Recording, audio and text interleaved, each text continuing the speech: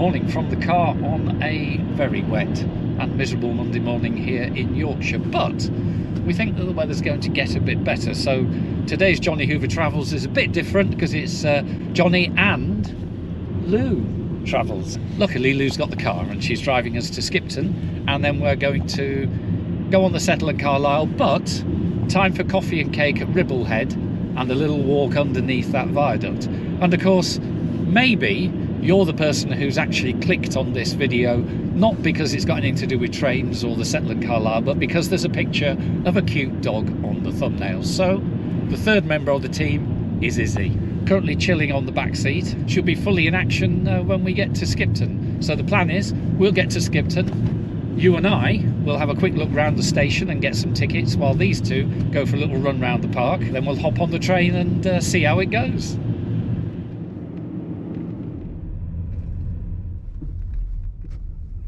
And we arrive at Skipton with an hour to spare before our train, so Izzy should get a good run in the park. Skipton's had a station since 1847, but this particular one, which is Grade 2 listed, was opened in 1876, coinciding with the opening of the Settle and Carlisle line. And it certainly is a fine stone-built station with a handy little cafe and a staff ticket office, which is where I need to buy a return ticket for Lou and a West Rover ticket for me. So whilst I do that, let's have a look at the route for today. We'll leave Skipton northwesterly with stops at Gargrave, Hellifield and Long Preston, and then we'll run into Settle where the official Settle and Carlisle Railway begins. After one more stop at Horton in Ribblesdale, we will climb to Ribblehead, and there we'll spend a bit of time walking around under that famous viaduct. After our walk, we'll rejoin a following train to continue the climb to Dent, the highest station in England, and then it's on through the Cumbrian landscape with stops at Garsdale, Kirby Stephen, Appleby, Langwathby, Lazenby and Kirkoswald, and then Armathwaite, and finally into Carlisle. The distance of this journey is 140 kilometres or 87 miles, and if we did it on just one train, it would be scheduled to take just over 2 hours.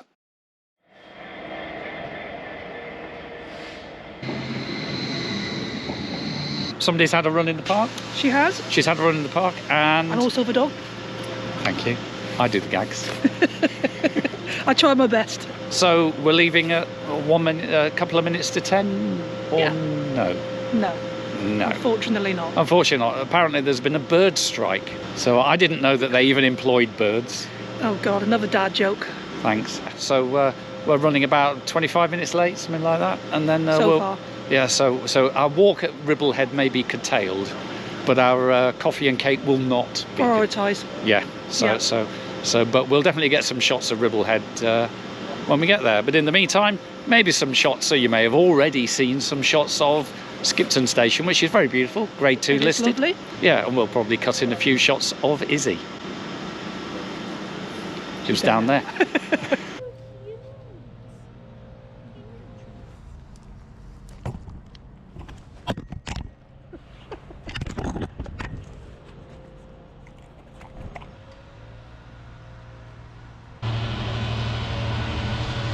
Right, our train is getting due, so we'd better cross over to platform 3. Nowadays, Skipton has 4 platforms, but it actually used to have 2 more which served trains to Ilkley. And as we walk through the underpass, you can still see evidence that there is a ramp up to the old platforms. Indeed, freight trains to and from Swindon Quarry still go that way.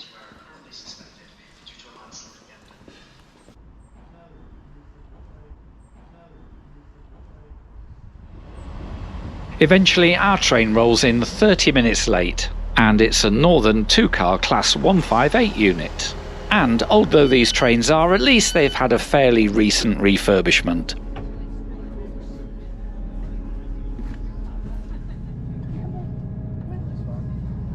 The train gets away promptly, and beyond the platform there's that line that leads to the old platforms and onto the quarry.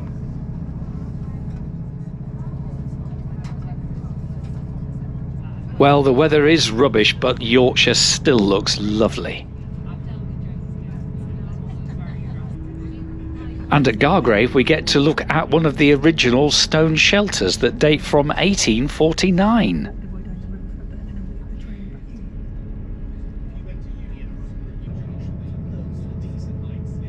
Well, the seats are fine for this short trip, and as Lou demonstrates, we both have tray tables. There's also plenty of overhead luggage space, and there has been a carpet provided to sprawl on if that's your preference.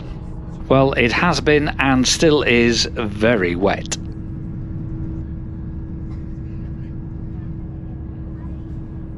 Hellifield marks the junction with the Ribble Valley line from Clitheroe. There is a local campaign to one day get this passenger link restored.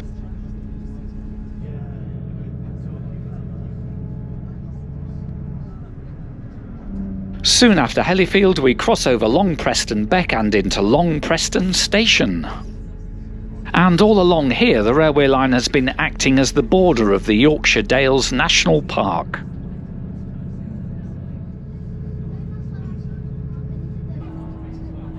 There's some lovely, albeit misty, views to be had here before we bid goodbye to the Bentham line at Settle Junction as it turns westwards on its route to Carnforth and Morecambe. By the way, I'm going to be riding that line in a future video. So Settle Junction acts as the official start point of what we all know to be the Settle and Carlisle Railway.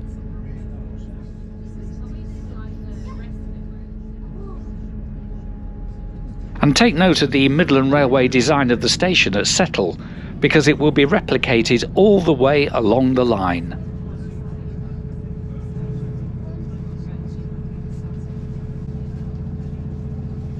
It's not long until Ribblehead now, Izzy. In fact, it's a pretty relentless climb as we are on the Long Drag, a continual 16-mile uphill gradient from Settle to beyond Ribblehead at Blee Moor. And of course, if we're aiming for Ribblehead, then the best way to get there is to follow the River Ribble.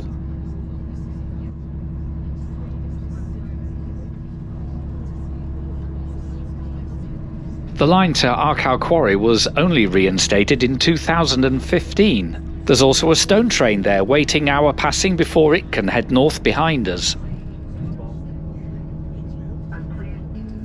As the Midland wanted a substantial corporate image on the line, Horton Station is yet another from company architect John Holloway Sanders.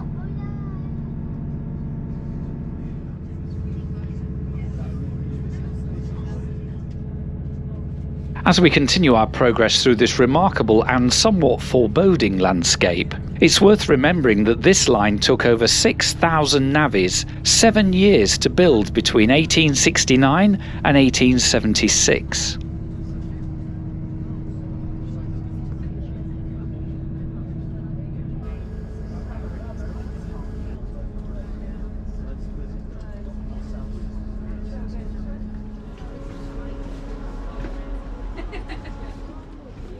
Our 158 leaves us in the teeming rain at Ribblehead. You know, we're beginning to think we should have picked a nicer day, although the forecast has promised it may brighten up later.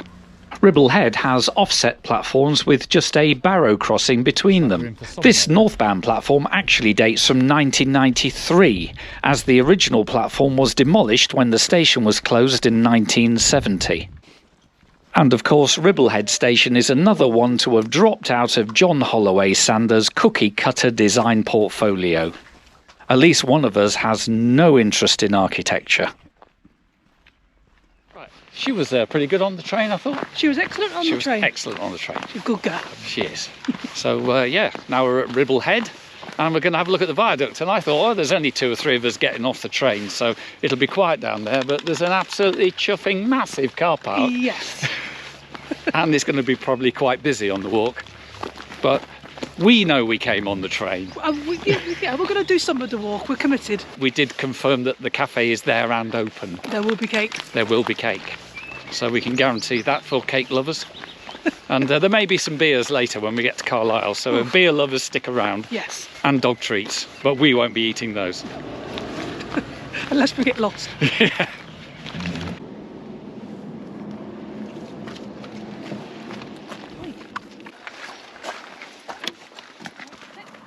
There are few things happier in the world than a happy spaniel. Yes, we're coming.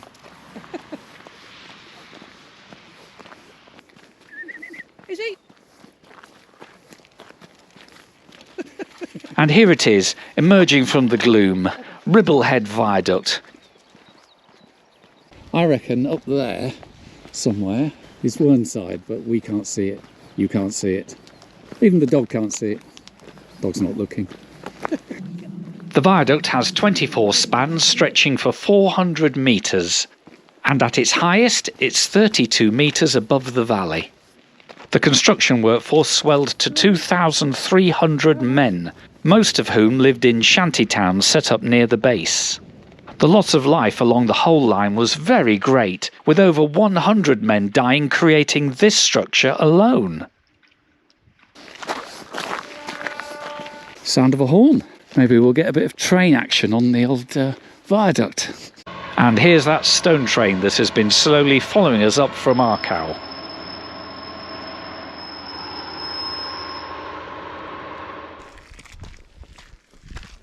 Whilst the Settle and Carlisle is a double-tracked main line, there is just a single line over the viaduct, with also a speed restriction. This is of course in order to preserve the structure.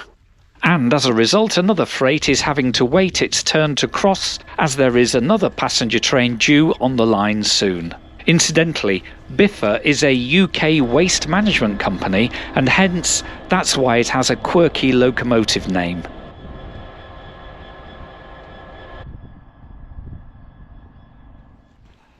The rain is really bucketing down and all three of us are very, very wet. I think it's time for that cup of tea and a warm-up by the fire back at the station. Now that was the train we'd hoped to get onwards to Carlisle, but we're in no rush today. So we're going to have a leisurely break and maybe another little dog walk before we catch the next one. And the station is opening looking very welcoming, but cake we promised and cake you will get. Incidentally, many of the stations and the station buildings all along the line are available as holiday lets. You know, I reckon I will return one day and try that out. Do let me know in the comments if you've been able to stay at any of them. Yeah, through the gate.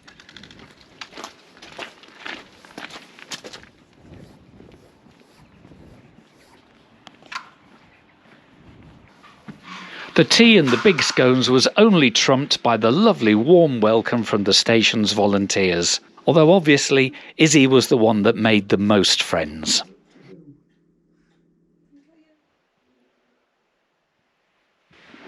The station itself acts as a small museum of the line, and behind the ticket window is the old booking office. What a lovely space it is.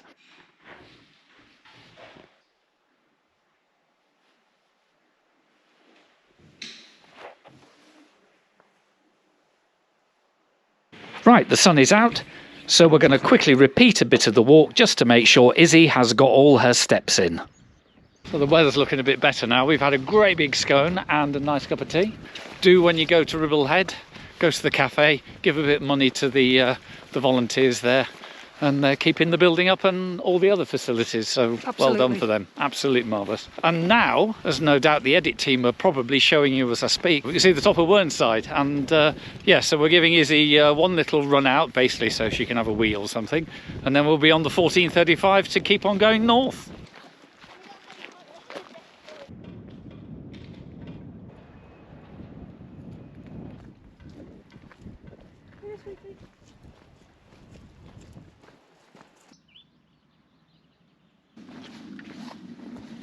And we are finally back to the northbound platform with a very bedraggled spaniel. It's a good job Lou has brought the towels. You know, I don't think they've done a bad job with this 1990s Midland Railway look-alike waiting shelter.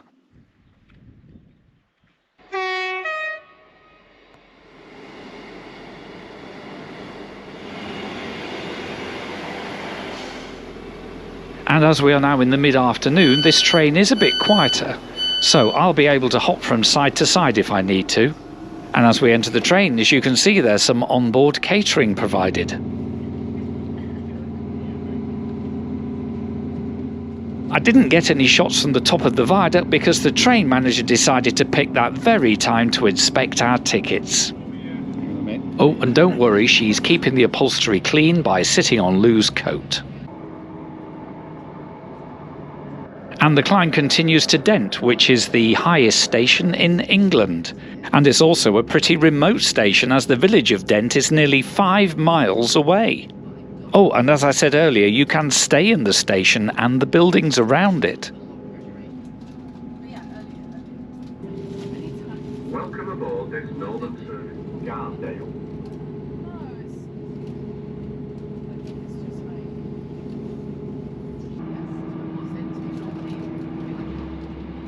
And the other side of Rise Hill Tunnel is the valley of the River Clough and Garsdale Station.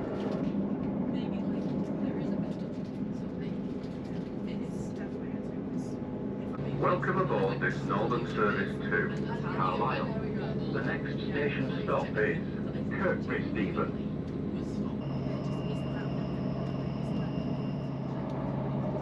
Beyond Garsdale, we finally make the summit of the line at Aysgill at the head of the River Eden, which we will now effectively track all the way to Carlisle.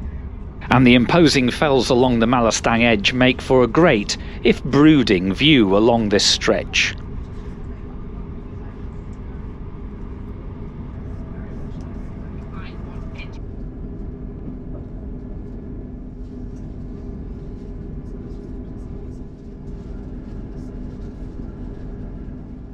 Kirkby Stephen is yet another of Sanders' stations. Replicating these station designs must not only have provided a corporate identity, but I suspect it also may have kept costs down a bit too.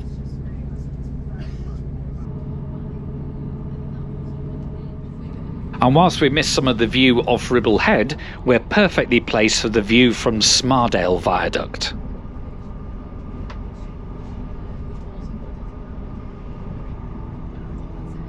And flashing past us is the new measurement train, known affectionately as the Flying Banana. It's made up of an old HST set, with a lot of onboard equipment for monitoring track and systems. As the River Eden matures, the valley becomes more gentle, and we make our way down to Appleby and Westmoreland. My guess is that Appleby has a still functioning water tower to service the steam specials that come by this way. The next station stop is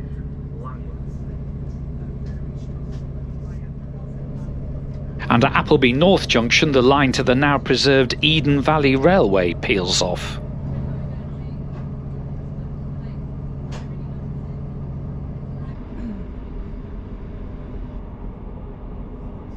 The closed station at Long Martin is yet another holiday let.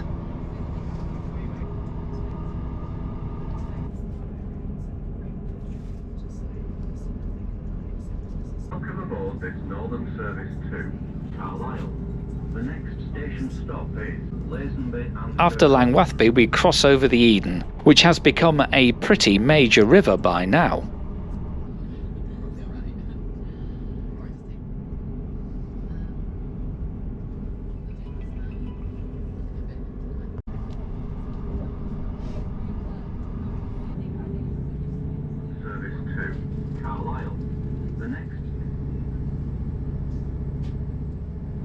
Let's talk prices.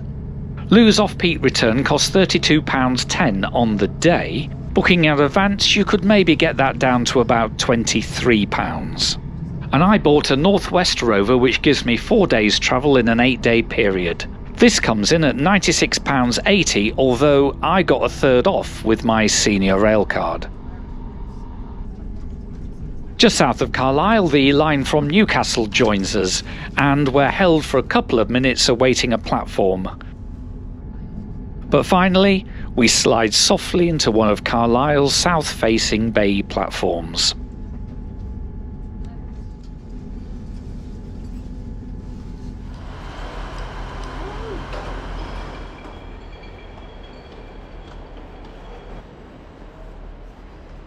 Carlisle is a lovely station, but we won't be hanging around. We're going to head off in search of a city centre pub that will let dogs in.